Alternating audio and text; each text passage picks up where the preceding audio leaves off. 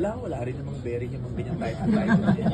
Ganun din naman bayad. Kahit wala naman, dalawa na title ko, dalawa bayad ko, wala namang ganun. So, pero happy ka kasi sino yung bibigyan ng title sa'yo? You don't have to Siyempre nakakakilig naman ang plastic pag sinabi mo, wala naman yan. Meron yan, nakakakilig yan, nakaka-flatter yan ng malala. Kasi siyempre binavalidate niyan yung mga nagawa mo, yung body of work mo, di ba? So may nakakapansin yung binibigay mo at may nakaka-appreciate kaya nabibigay din sila ng ganun. At ang Nakakakilig yun. At ang Ano na nga siya, para siyang naging routine na. Yung mga ngaraga ko slide, tapos may bonggang mangyayari, yung gano'n.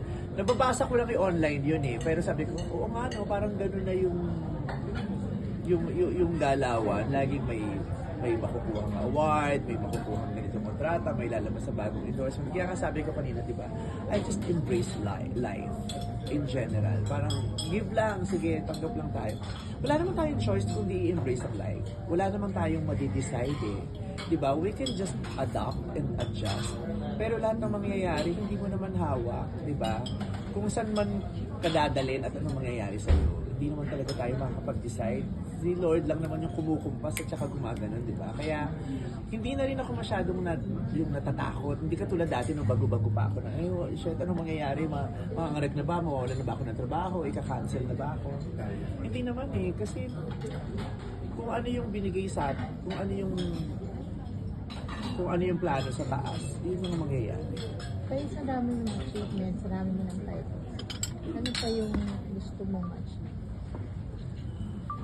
I just want to continue. I just want to continue enjoying the things that I have been doing. I just want to continue creating contents, doing movies, doing TV.